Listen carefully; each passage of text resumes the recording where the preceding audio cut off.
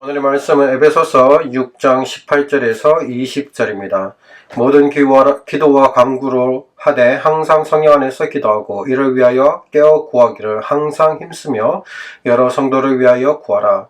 또 나를 위하여 구할 것은 내게 말씀을 주사 나로 입을 열어 복음의 비밀을 담대히 알리게 하옵소서 할 것이니 이 일을 위하여 내가 쇠사슬에 매인 사신이 된 것은 나로 이 일을 당연히 할 말을 담대히 하게 하려 하심이라. 아멘. 오늘 여러분과 나누고 싶은 말씀은 기도하라입니다. 오늘 말씀은 우리가 하나님 앞에 기도해야 될 것을 반복적으로 강조하고 있습니다. 18절에 모든 기도도 기도고 간구도 기도죠. 모든 기도와 간구를 위해 하되 항상 어디 안에서? 우리가 기도할 때 어디 안에서 기도해야 되냐? 성령 안에서 기도하라는 것입니다. 성령 충만해서 날마다 기도하고 이를 위하여 깨어 구하기를, 기도하고 간구하고 또 깨어 구하기를 어떻게? 항상 힘쓰며. 우리가 기도해야 되는데 어떻게? 항상 기도해야 되는 것입니다. 때를 얻든지 못 얻든지 눈을 떠서 눈을 감을 때까지 항상 우리가 주 안에서 항상 힘쓰며 성령 충만하기를 힘쓰고 기도하기를 힘써야 하는 것입니다. 또 누구를 위해서 구해야 되느냐? 여러 성도를 위해서 기도해야 되는 것입니다. 바로 이렇게 사도 바울은 어떻게 목회해야 되는 것인가, 어떻게 자기에게 주어진 성도들을 위해서 목회해야 될 것인가에 대해서 분명하게 얘기하고 있습니다. 기도하라. 항상 기도하라. 깨어서 기도하라. 너희를 위해서 기도해라. 또 그 이후에는 나를 위해서도 기도해라. 우리가 성도의 삶이 바로 기도하는 삶이라는 것입니다.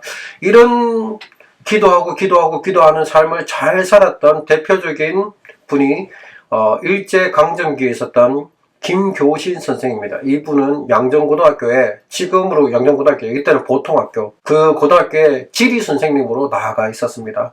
또 이분은 오래 살지는 못했습니다. 1901년에 태어나셔서 1945년 해방되기 전에 돌아가셨습니다. 그분이 돌아가신 이유도 기독교 운동, 사상 운동, 그 학교에서 어디든지 복음을 전파하고 하나님의 말씀을 성서조선이라는 책을 내면서 젊은이들을 사상을 일깨우고 기독교적으로 다시 돌아가고 이 민족을 회복시켜야 되는 그 일들을 김교신 선생님이 하셨습니다.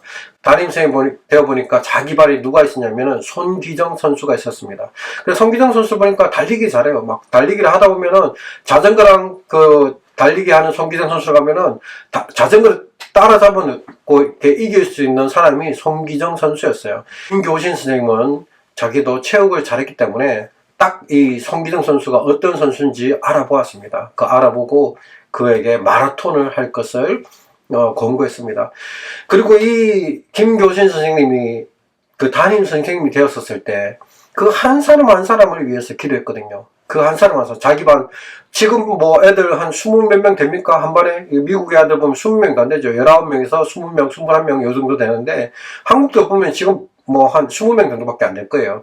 그러나 제 때만 해도 한 50명 정도 됐거든요. 50명 정도 됐고. 근데 뭐 그때 당시로는 얼마나 많았겠어요? 70명도. 한 뭐 70명 정도 됐겠죠. 한 교사가 70명의 학생을 다 케어한다는 게 이게 쉬운 일이 아니죠.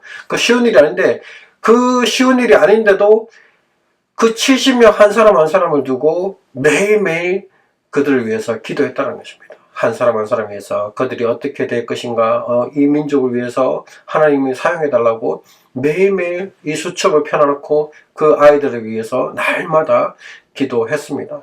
그리고 난 다음에 이 손기정 선수를 보고 손기정 선수에게 이 마라톤 할 것을 권고했습니다. 그래서 마라톤을 잘하다 보니까 이 손기정 선수가 조선에서 1등 달리는 선수가 되었습니다. 그래서 1936년도에 베를린 올림픽에 나가기 위해서, 그때 우리가 일제강점기였으니까 일제강점기 시대에 이 마지막 최고 일본 선수랑 한국 선수랑 같이 조선 선수랑 모여가지고 누가 이렇게 1등 할 수 있는가, 그 1등한 선수를 내보내야 되니까 이게 도쿄에서 있었던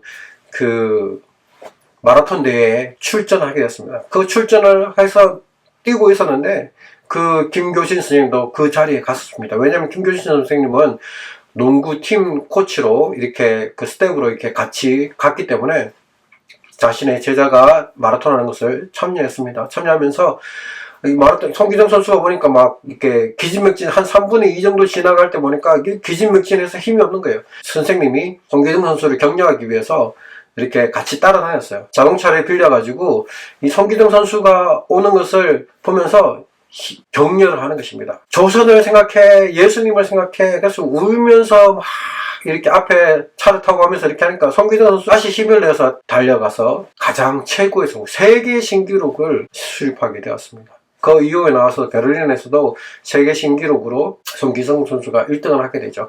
이렇게 1등을 한 송기정 선수 그 뒤에서는 이렇게 이름 모를 김교신이라는 교사가 그를 위해서 기도하며 그를 위해서 울면서 나라와 민족을 위해서 기도하고 네가 나라와 민족을 위해서 싸워야 될 것에 대해서 이렇게 도와주고 힘을 주는, 격려해주는 이렇게 기도의 용사가 있었다라는 것입니다.